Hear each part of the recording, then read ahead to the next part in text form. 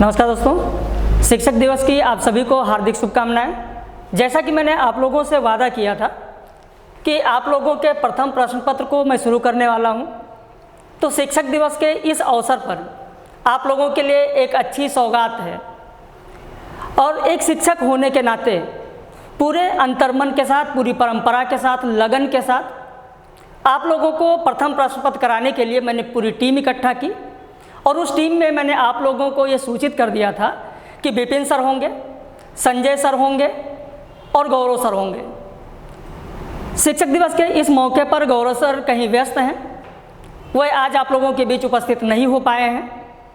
देखिए, कल उपस्थित होंगे तो एक एक का परिचय मैं आप लोगों से करवा देता हूं और फिर उसके बाद आज विपिन सर आप लोगों को सिलेबस के बारे में बताएंगे, थोड़ी बहुत संक्षिप्त जानकारी भी देंगे। बाकी कल विपिन सर पढ़ाएंगे, फिर इसके बाद गौरव सर पढ़ाएंगे, संजय सर पढ़ाएंगे। तो 5 दिन आप लोग डेमो क्लास लीजिए, 5 दिन आप लोग पढ़िए, यानी 9 सितंबर तक। और फिर उसके बाद 10 सितंबर से कंटिन्यू करेंगे हम लोग। तो आइए पहले जानते हैं एक एक लोगों को। ये है हमारे विपिन सर और ये है हमारे संजय सर। तो आइए देखते हैं, विपिन सर से आप लोग बात कीजिए। विपिन सर पूरा सिलेबस के बारे में आपको बताएंगे। बाकी हमसे तो मुलाकात होती ही रहती है, बात होती रहती है आप लोगों की।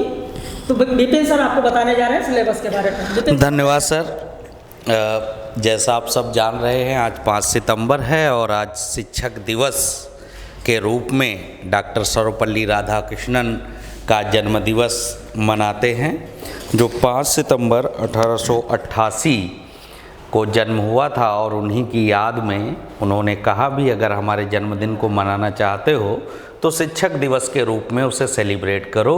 उसी परंपरा को हम लोग आगे बढ़ाते हुए ज़्यादा बातचीत नहीं करेंगे।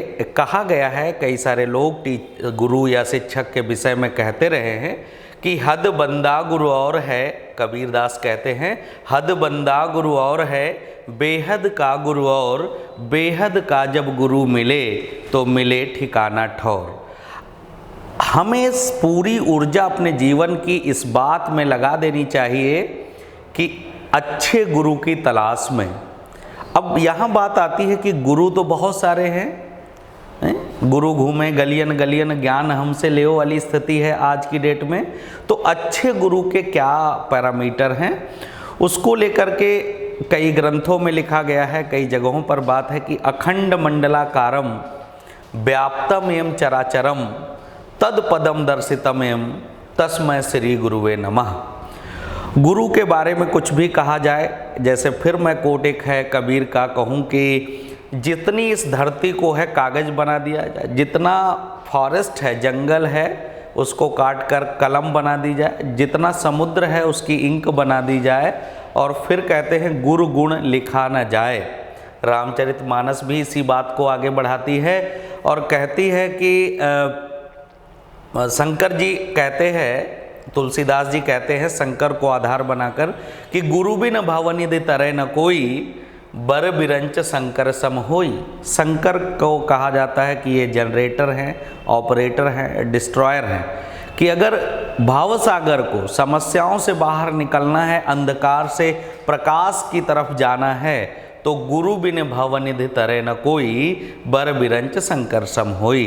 तो ये जो आज शिक्षक दिवस है, इन सब बातों के साथ आत्मसात करते हुए हम आगे बढ़ेंगे और देखेंगे UGC net JRF university grant commission 1948 में इस्टेब्लिश होता है और हायर एजुकेशन का जितना जिम्मा है, उच्च शिक्षा का जितना रिसर्च डेवलपमेंट हो, यूनिवर्सिटी इस्टेब्लिशमेंट से रिलेटेड एक्टिविटी हो या कोई और नए करिकुलम फॉर्मेशन हो, मान्यता देनी हो, ये सारी की सारी काम यूजीसी के रिकमेंड्स के ऊपर केवल एक ही बॉडी होती है, एमएचआरडी मिनिस्ट्री, जिसको एजुकेशन मिनिस्ट्री कहते हैं। तो वो परीक्षा आप अपीयर होने जा रहे हैं या होंगे। University grant commission NTA conduct कराता है, नेशनल टेस्टिंग एजेंसी है, सीबीटी बेस्ड पेपर होता है और पेपर की स्ट्रेंथ आप जानते हैं किस लेवल का पेपर होता है। उसमें 2 सेगमेंट होते हैं, एक पार्ट फर्स्ट होता है जो एप्टीट्यूड बेस्ड होता है और एक पार्ट सेकंड होता है जो आपके सब्जेक्ट से रिलेटेड होता है। पार्ट जो फर्स्ट होता है उसमें 10 यूनिट्स होती हैं। उन 10 यूनिट्स में से हम 3 यूनिट डिस्कस करेंगे आपके साथ, और जो बहुत ही महत्वपूर्ण यूनिट हैं जिनको आप पढ़ करके ना सिर्फ यूजीसी नेट जेआरएफ क्वालिफाई करेंगे, अगर जीवन में रिसर्च करना है या अगर रिसर्च के साथ आपको अपने पेपर पब्लिश करना है, थीसिस लिखना है, सिनॉप्सिस लिखना है, डिजर्टेशन लिखना है, लघु सूत्र पत्र बनाना है, तो वो सारी यूनिट आपके बहुत काम आएंगी। तो शुरू करते हैं, सीधे बोर्ड की तरफ चलते हैं। हम ऐसी उम्मीद करते हैं कि अगर आप यूजीसी नेट के लिए जा रहे हैं तो आपको या तो आप अपेयरिंग में हैं या पास कर चुके हैं या एडमिशन लिए हैं इस बार, क्योंकि यूजीसी नेट 2 साल पीजी डिग्री रिजल्ट अपेडेड डिमांड करता है, यानी जो ही एडमिशन लो आप एलिजिबल हो जाते हो यूजीसी नेट में फॉर्म डालने के लिए। 55% चाहिए जनरल कैटेगरी के लिए, रिजर्व कैटेगरी के लिए जिसमें ओबीसी, एससी, एसटी 50% मार्क्स के साथ आपको पीजी होना जरूरी होता है। जनरल कैटेगरी के लिए 55%, उसमें भी कैटेगरी है। जेआरएफ के लिए आप पर्टिकुलर एज तक होते हो, लेकिन एलएस यानी नेट के लिए आप पूरे जीवन एलिजिबल होते हो, रिसर्च के लिए आप पूरे जीवन एलिजिबल होते हो। तो यूजीसी नेट का जो फर्स्ट पेपर है उसमें पहली 3 यूनिट हम कौन सी डिस्कस करेंगे उन पर चर्चा करते हैं। तो सबसे पहले हम आपसे बात कर रहे हैं उस यूनिट पर, यानी जो हम आपको डिस्कस करेंगे। देखते हैं कौन कौन सी यूनिट जिन पर हम चर्चा आपसे करेंगे महत्वपूर्ण है। देखिए यूजीसी नेट की अगर हम बात करें, यूनिवर्सिटी ग्रांट कमीशन ये एग्ज़ाम कराता है नेशनल एलिजिबिलिटी टेस्ट यानी net and oblique JRF. JRF junior research fellow होता है। अब ये जो पेपर है ये सीबीटी बेस्ड होता है, यानी कंप्यूटर बेस्ड टेस्ट होता है। ये कंप्यूटर बेस्ड टेस्ट होता है सीबीटी। ये 2 पार्ट में पेपर बटा रहता है। पेपर फर्स्ट होता है एक, और एक पेपर सेकंड होता है। पेपर सेकंड होता है। फर्स्ट पेपर में 50 क्वेश्चन आते हैं, जो 2 मार्क्स का एक क्वेश्चन यानी 100 नंबर का होता है। कोई नेगेटिव मार्किंग नहीं होती है, ये बात आपको ध्यान रखनी है। इसमें 10 यूनिट आती हैं। अब वो 10 यूनिट कौन कौन सी होती हैं? सबसे पहले जो यूनिट होती है उसको हम टीचिंग एप्टीट्यूड कहते हैं, यानी शिक्षण अभिरुचि कहते हैं। टीचिंग एड कह लो या टीचिंग एप्टीट्यूड कह लो या शिक्षण अभिरुचि कह लो इसको। टीचिंग एप्टीट्यूड एक इम्पॉर्टेंट एस्पेक्ट है, क्योंकि ये शायद जिन लोगों ने ट्रेनिंग बीएड से रिलेटेड ट्रेनिंग नहीं की होती है वो टीचिंग एप्टीट्यूड को गंभीरता से नहीं पढ़े या समझे बच्चे होते हैं। 5 सवाल यहाँ से बहुत हलवा टाइप के यानी इजी टाइप के आते हैं। दिक्कत इस बात की है कि अगर आपने इसकी बेहतर पढ़ाई नहीं की है तो ये क्वेश्चन गलत होने की संभावना सबसे ज़्यादा होती है। क्यों ज़्यादा होती है गलत होने की? क्योंकि इसमें अप्रोच ऐसा आता है। अप्रोच का मतलब है क्वेश्चन बन जाएगा कि इफेक्टिव टीचिंग के कौन से पैरामीटर्स, यानी प्रभावी शिक्षण के लिए क्या जरूरी है। अब वहाँ ऑप्शन बना देंगे कि क्लास एकदम साइलेंट हो, जहाँ 100% रिजल्ट आता हो, जहाँ सिर्फ टीचर की आवाज़ सुनाई देती हो। अब ये सारे के सारे पैरामीटर प्रभावी शिक्षण के पैरामीटर नहीं हैं। अगर आप गाइडलाइन को पढ़ोगे या नेशनल करिकुलम फ्रेमवर्क को पढ़ोगे तो वहाँ मेंशन किया गया है कि शिक्षकों को अपनी कक्षाओं को ऐसी जगह बना देना चाहिए जहाँ चलते हुए क्लास में बच्चे सवाल पूछें, गलतियाँ करें, संवाद करें, अपनी गलतियाँ खुद सुधारें। ज़्यादातर टीचर ये मानते हैं कि गलती करना सीखने की प्रक्रिया का हिस्सा नहीं है, जबकि एरर क्या है? Parts of learning. जब तक आप गलतियां नहीं करोगे, सवाल नहीं पूछोगे, वार्तालाप टीचर से नहीं करोगे, अपनी कमियां नहीं बताओगे, तब तक तुम सीखने का हिस्सा नहीं बन सकते हो। तो इसमें टीचिंग एप्टीट्यूड में टीचिंग होता क्या है, एक अच्छे टीचर के कौन से गुण होते हैं। ज़्यादातर कॉम्पिटिटिव तैयारी करने वाले स्टूडेंट हम लोग उनसे रूबरू होते हैं। पहले दिन आते क्लास में, हम लोग सवाल करते अच्छे टीचर के गुण बताओ, तो कहते कि वो ईमानदार हो। अब सब इस दुनिया में कोई ईमानदार बहुत ऐसा नहीं कि कोई ईमानदार नहीं, सब लोग ईमानदार हैं। कहते हैं जब तक नहीं बेईमानी। एक बार एक बच्चा गया इंटरव्यू देने के लिए केंद्रीय विद्यालय संगठन में, वहाँ पहला सवाल पूछा गया कि हम तुम्हें क्यों सेलेक्ट कर ले, तो उसने कहा हम अच्छे टीचर हैं इसलिए सेलेक्ट कर लीजिए। तो कहा अच्छे टीचर में कौन से गुण होते हैं, तो उन्होंने कहा कि अच्छे टीचर का सबसे बढ़िया गुण है कि वो ईमानदार हो। तो कहने लगे हम तुम्हें 20 करोड़ रुपए देंगे और अपने इंटरव्यू तुम छोड़ दो। तो कहने लगे सर दे दीजिए हमें, हम छोड़ देंगे इंटरव्यू।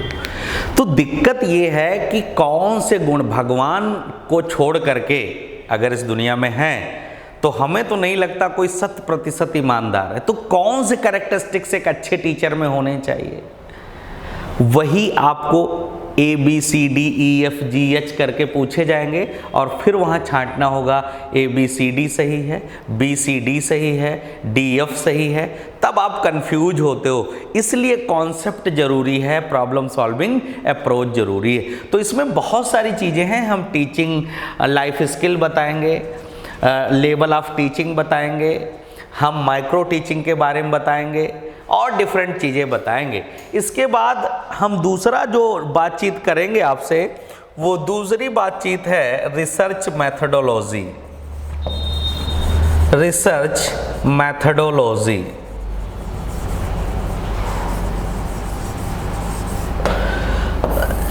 रिसर्च मैथडोलॉजी, इसको शिक्षा शोध अभिवृत्ति कहते हैं। अब ये शोध अभिवृत्ति क्या होती है, ये बड़ा इंटरेस्टिंग है। जब किसी भी व्यक्ति से पूछो, नेट की तैयारी करने वाले बच्चे से, तो रिसर्च क्या है, तो वो तुरंत बता देता री प्लस सर्च।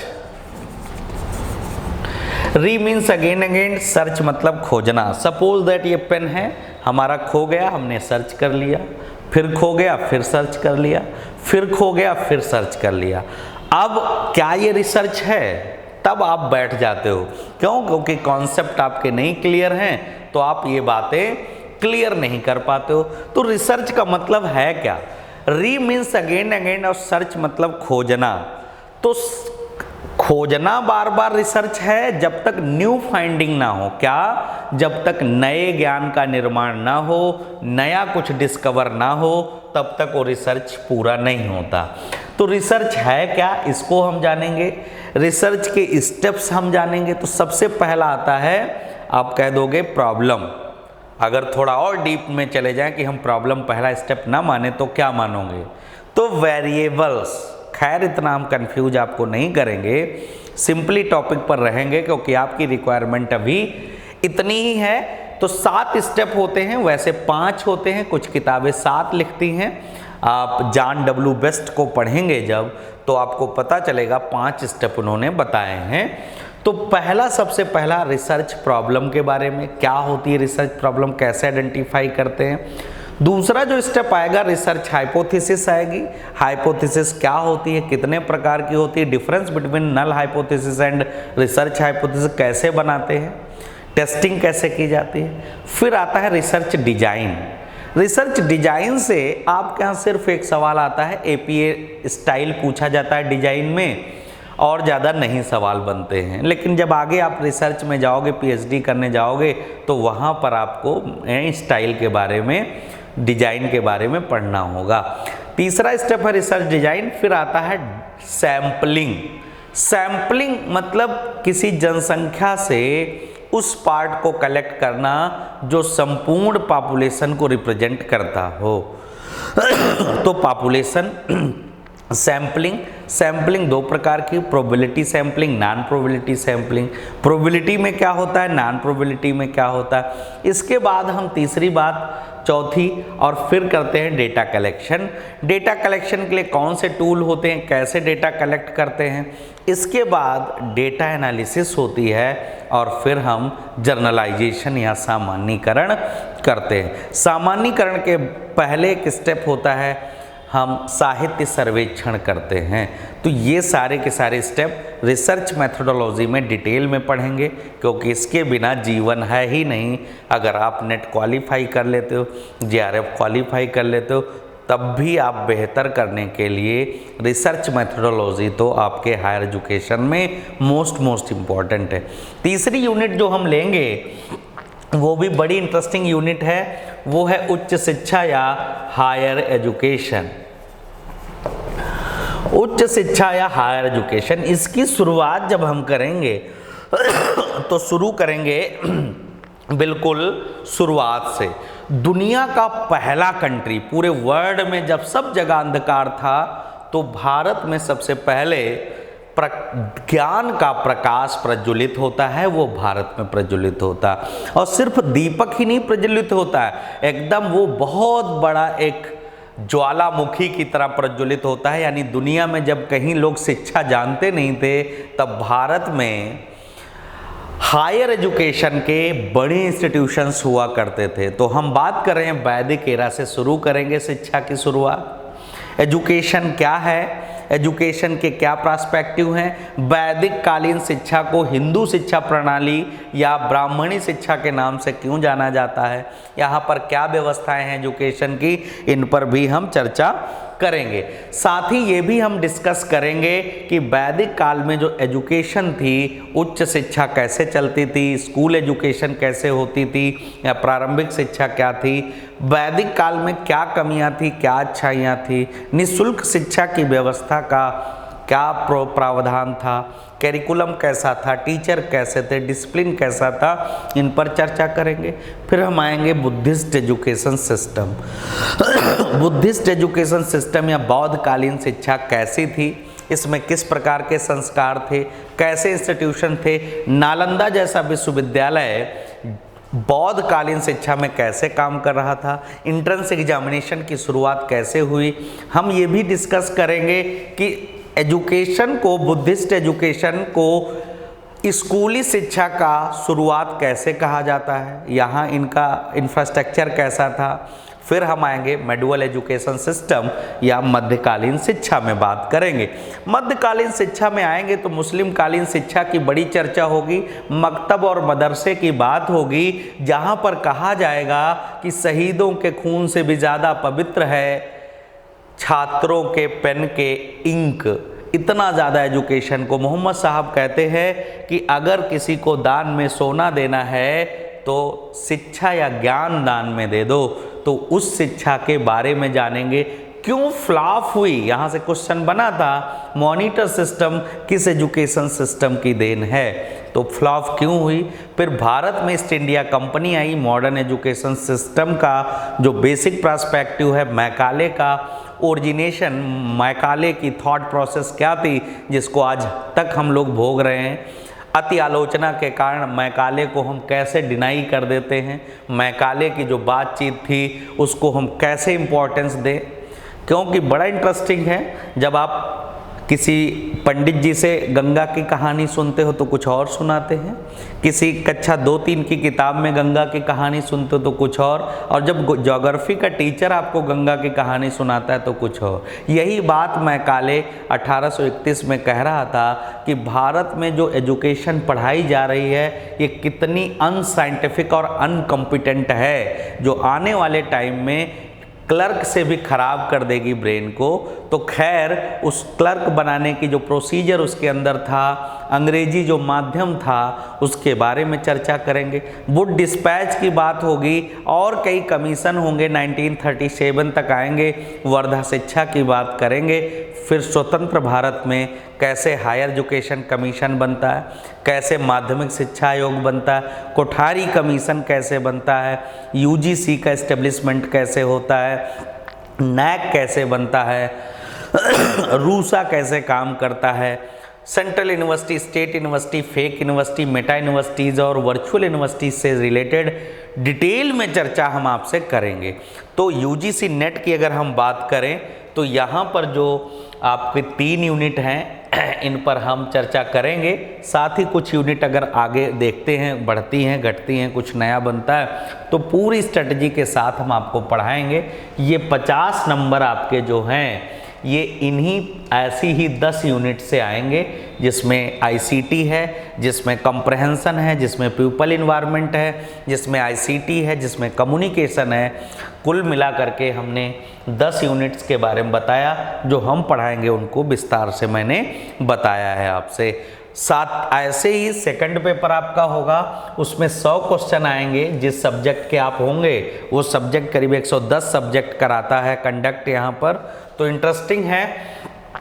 जो सब्जेक्ट होगा उसके 100 क्वेश्चन होंगे 200 नंबर के, यानी 300 नंबर का पेपर आता है। अगर आप मेहनत करते हो, दोनों पेपर में आप एक मॉनिटर करते हो चीज़ों को, स्ट्रेटजी बनाकर नेट क्वालिफाई करते हो, नेट की तैयारी करते हो, तो आप श्योर बेहतर कर पाओगे।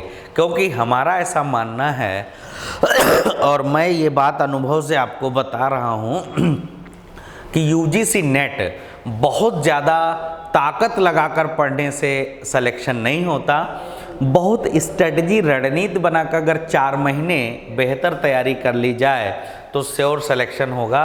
क्योंकि मैं खुद अपीयर होता हूँ, मैंने खुद कई सारे सब्जेक्ट में देखा है, क्वालिफाई किया है, तो हमें इस बात का एहसास है। यूजीसी नेट एक बार स्ट्रेटजी बना लीजिए और बार बार क्वालिफाई करिए, इसमें कुछ बदलता नहीं है, पैटर्न फिक्स है, पेपर फिक्स है। आपकी तैयारी कैसी है, अगर आपकी तैयारी बेहतर है तभी आप चीज़ें कर पाएंगे, वरना आप जो है हमेशा प्रॉब्लम में रहेंगे। तो इंटरेस्टिंग है कि किस तरीके से चीज़ें हमको करना है और कैसे चीज़ों को निपटाना है, ये आपको ध्यान रखना होगा।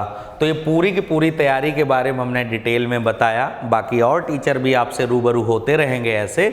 तो अभी हम यहीं आपसे विदा लेते हैं और अगली क्लास में फिर आपसे मिलेंगे और डिटेल में डिस्कस करेंगे। एक एक टॉपिक, एक एक वीडियो हम आपके ब्रेन में ऐसे भर देंगे कि सिर्फ नेट की तैयारी के लिए नहीं, पूरे जीवन आपको काम आने वाला है। धन्यवाद।